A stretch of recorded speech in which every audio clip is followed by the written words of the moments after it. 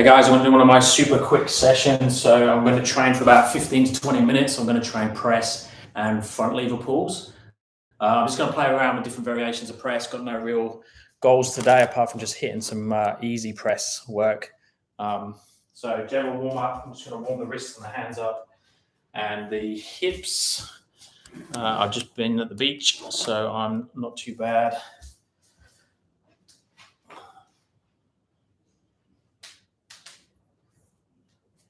So I'm going to do straddle press to start with. I might just hit like a few sets of 5 repetitions, 3 to 5 reps, and then supersetting that with front lever pulls. Again, with the front lever pulls, I'm going to go relatively easy, stay to high repetition, staying tuck. I'm a little bit limited by my setup in here for the front lever pulls. I can't go above the bar just because the bar is so close to the ceiling.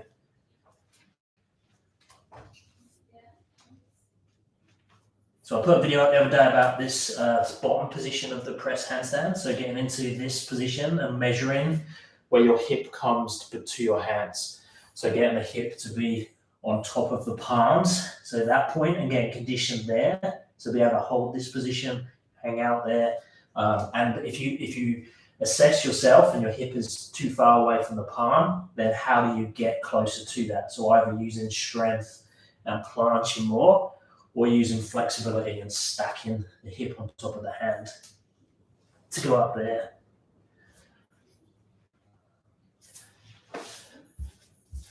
So I'm going to jump up and do some active passive hangs up on the bar. So hands shoulder width apart, and then just pulling up as high as I can there in a passive position, or from a passive position to active, sorry, with the arms dead straight, and then back that passive position again.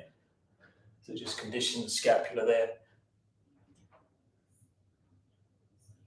Big fan of doing front lever pulls, skin the cap type work with presses. Hey guys, how are we? Whitley Bay, England, awesome. I'm off to England in August. I will be doing a couple of workshops hopefully over there. So I've got to organise yet where I'm going to be. Whitley Bay, is that down? I think that's like Cornwall, Devon way, isn't it? That's a few reps of straddle press.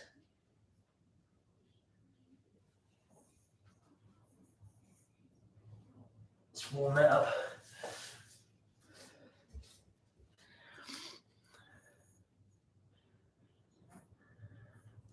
Nice, already got your press. What type of press can you do? So you can do a handstand press. Is it straddle, tuck, stool, pike, or all of the above? Completely wrong. There's Scotland. Oh, cool. I've been to Scotland a couple of times, but when I was a kid, so I can't really remember it too well. Okay, front lever pulls. So I'm going to start with really easy. Stay over there, keep everything nice and tight. Just up to a tuck position. Back down again. So like 5 reps.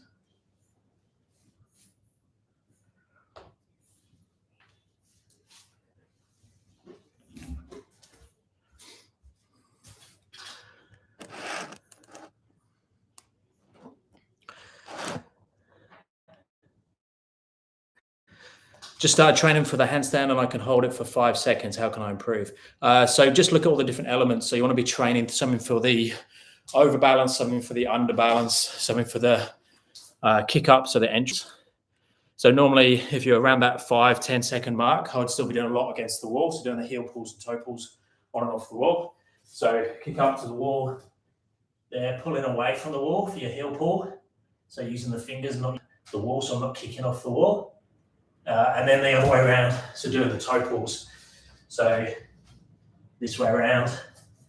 And then if you've got the confidence to pull away using the shoulders, so coming on and off the wall in that one. So just get really good at that. And that'll take a 5-second handstand to like a 20-30 second handstand and get good at those. Normally it's the toe pull that's the magic.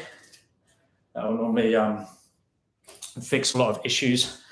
Increase the catch position, the underbalance position. move a little bit so I can show the front lever pulls a bit better. So I'm just going to start to open up to harder progressions a little bit now. I don't know how well this is going to show on here. So I'm going to go to more of an open tuck. But like I say, I'm limited here. I'm just going to try and keep my hip there at 90 degrees and then come up and then back down, keeping it at 90 and lower the reps to 2 or 3 so I can still talk.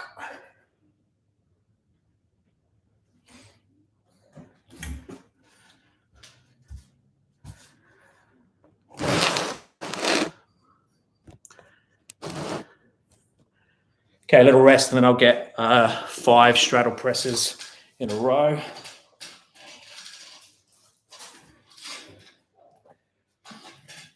So you'll be pretty cold if you're in Scotland at the moment.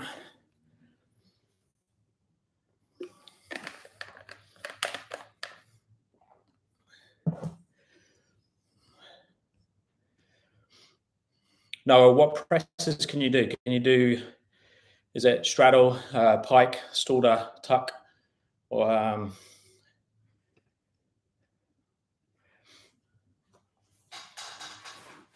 okay, let's get 5 straddle presses. So I like if you're doing more than one press handstand at a time, even if it's against the wall, so using a wall support or having a spot or something like that, I'd make sure you kiss your toes to the floor every repetition between each one and not leave a gap. If you leave a gap, that's going to not condition that bottom section. So if you're going to start to go towards tuck presses or shoulder presses and something, you'll have that gap that will cause you issues. So making sure you kiss the floor each time. So watch at the bottom bit of my reps. So 1, and then I'll kiss there. 2,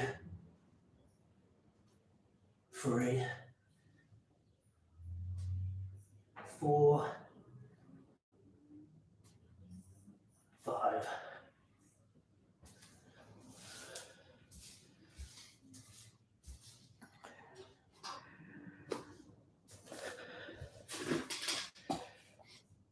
Power lets is like a choice. I wouldn't mix it up too much, just because if you're learning, you'll probably find that learning to handstand one thing consistently will increase the speed, like how quickly you learn it, just because you're not mixing up too much. But power lets are good, blocks are good. To add a little bit of variation or just give your wrists a rest, I just would try and stick with one thing for the majority of your work. Okay, same thing, keeping that more open tuck.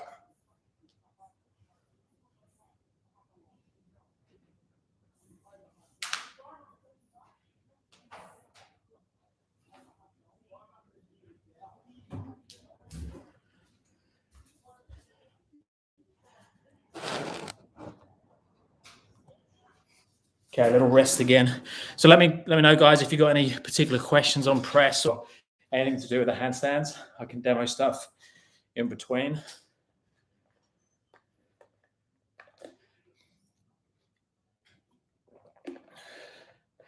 Actually, I'll do, because I've got the P-bars there, like power lets. I'll show a press on the power lets. So I'll do the reps on that one next.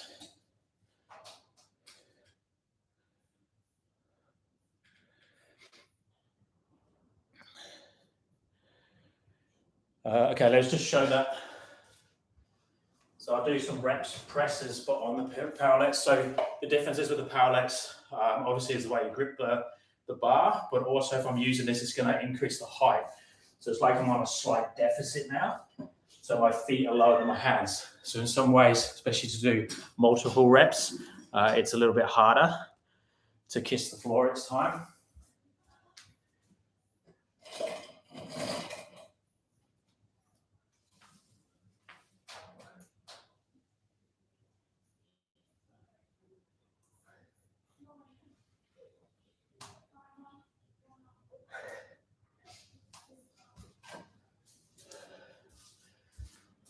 So, that was a little bit harder. I didn't talk on that one, where with the standard straddle one on the floor, I was talking. So it's definitely easier. The deficit made a difference. And just the P-bars, I have to push a little bit harder through the shoulders, uses a little bit more strength. So hence the lack of talking.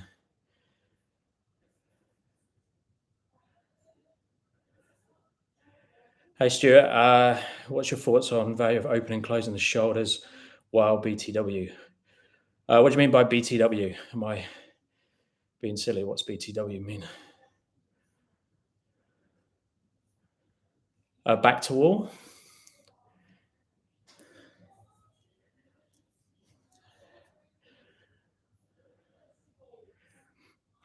It depends what you mean for. So I would open and close the shoulders there. I could use that as a stretch. Oh, okay. Yeah, for conditioning for the press. Yeah, so wall leans against the wall. So open and closing like that. I definitely use those for press conditioning. So doing these ones. So like a trap free raise or a wall lean. So in that position, so opening the shoulders that way, closing the shoulder, and then pushing back off again.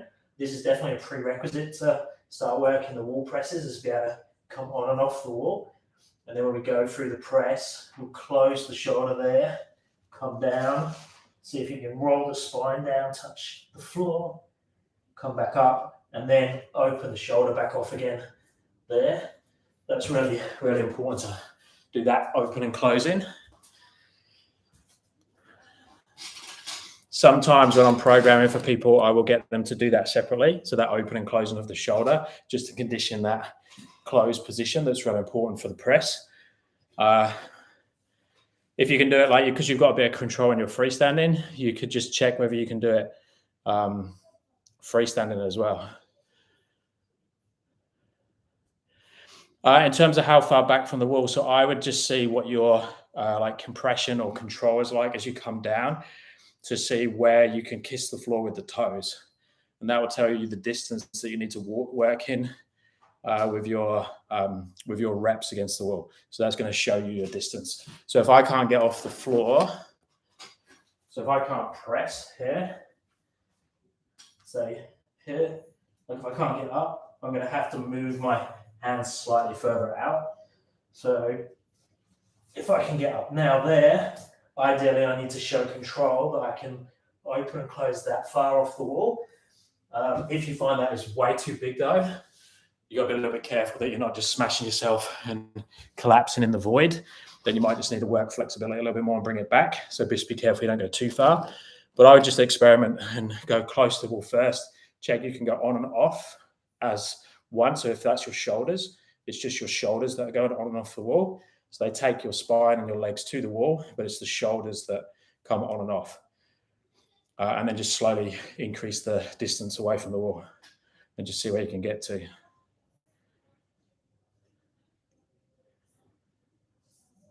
Okay, let's do, what should I do next? Let's do tuck press. So I'm a big fan of doing tuck press, especially if you've got a little bit of strength or you're working towards planches and things like that, because it is a bit more of a planchy press. And then because you can start to take the hip even lower. But if I do the highest hip tuck planche that I can do, so what that means is I'm going to stack like I'm going to do a pike press. So there, but then I just bend the knees.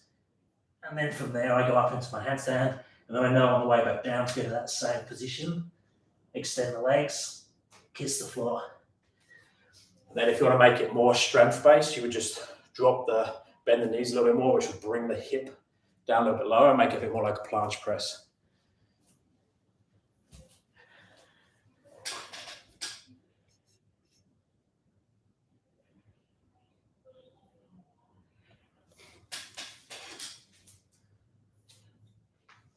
So I've been doing front levers on the high bar up here. I'll have a go at doing a front lever pull on the lower bars. So the downside of the lower bars is obviously the clearance at the bottom. You can't get to a hang. But the cool thing with these bars, if you don't have a high bar, or your high bar is like mine, where there's not much clearance, so I can't get my feet above the bar there. So this one, I can get my feet above the bar, but I'm going to be limited at the bottom to being There's my tuck planche. So to get up, I have to open up into that position and then come back down to my tuck front lever. I think I said planche. Back to my tuck. So that's a useful exercise, especially that top position. It's nice on a higher bar. I'm trying to get a bar in here that's adjustable or this type of height, so that I can hang in a tuck underneath, but I can also extend my body straighter at the top.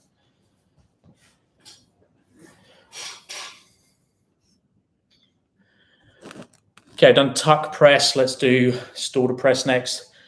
So I am on a 20-minute time cap, so I'm at 15 minutes so far. So if you do have any questions, ask them soon. So I'm going to go pike press next. So pike press is going to look identical to that tuck press I just done in terms of the setup at the start. So get the hip nice and high, legs together, right up onto that tiptoe, and then push out at the top, and then kiss the floor. There. So set up exactly the same as the tuck. Just instead of bending the knees, keep it straight.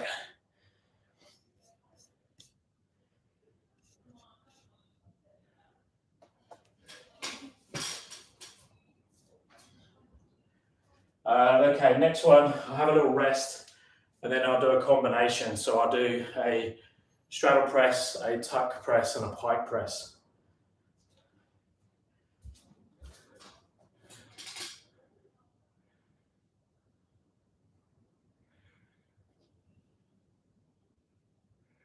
So you just started to be able to press handstand. What would be the quickest, best warm-up you'd recommend?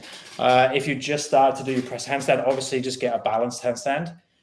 Because if you're going to train the freestanding handstand press, you need to have a balanced freestanding handstand as your home position. So warm up your freestanding handstand. So get that to be a good level in terms of however long you need to warm that up. I'm lucky now that I've done enough handstands that I don't need to warm my freestanding handstand up. So as soon as my wrists are happy and my back feels like I'm nice and open and I can go for it, I can basically go straight into my handstands. And I'm always going to have my freestanding hold there. But if you're doing the sets and reps and your freestanding handstand needs a bit of a warm up, you're obviously not going to get good quality repetitions. So I'd warm up your freestanding handstand as quick as you need to, and then warm up your flexibility depending on how tight or loose you are. So again, with my flexibility at the moment and my press, I can now, as soon as my wrists are warm, I can go straight into presses. So that's what I've done today, is I warmed up my wrists. It took about a minute, and then I could press. So it's very individual depending on your flexibility and that big one, that freestanding handstand. And obviously, if you're doing the wall leans and that type of thing, you do need to warm up your wrists a little bit more because it does put a little more pressure on the wrists and a little bit more demand on the shoulders and things, because you are going a bit more to your 1 rep max and pushing the body flexibility-wise against the wall. Okay, let's try and do that combo now. So maybe I'll start with the harder one. So most people call the pike the harder one. Let's check and look, kick anything. So let's go pike first. Let's see if I can talk through it as well, so that'll tell you what sort of level of intensity this is. So I'll start with the pike, which is the harder one for most people. From pike, because the legs are together, I'll go to tuck there, and then finish the tuck, open into straddle, and then finish the straddle, kiss the floor, show control, come back out. So once you get your presses, that's a good combo to go for, because it sort of demands different elements in terms of shoulder position, catching what happens at the top. So a lot of people, when they first start getting their presses, because they change their shoulder position, their tempo, like the speed they come out of that press, they find it hard to catch the handstand at the top. So it is beneficial to practice different press variations, different height with your hands, different surfaces, slight slopes and things to really condition that top catch position.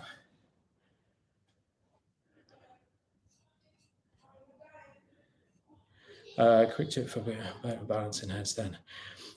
So quick tip for getting balance in a handstand, that'll just be working those heel pulls and toe pulls. I would get very, very good at underbalance catch for your toe pull handstands. So like kicking up like this. So get very good hair, nice and comfortable, even if that means a little bit of a banana or a little bit of bent arms. It just, if you can catch an underbalanced handstand, you can always catch a handstand. So it's a nice, safe one. So I would definitely practice that, get strong at that. Handstand on rings is pressing the best way to get up. I'm not super confident on rings to do handstands on them. I can do them using the straps. And because I'm stronger in bent arm push, I'll sort of kick up to like a bent arm position on the rings and then push out to handstand at the top, but I'll wrap my feet always around the straps. So I've never really conditioned a handstand on the rings. My rings are, I can do the basic stuff, muscle up, skin the cat, 360 pulls, forward rolls, and that type of thing. But in terms of handstand on rings and stuff, I'm definitely not an expert. That's definitely a gymnastic movement, handstand on the rings.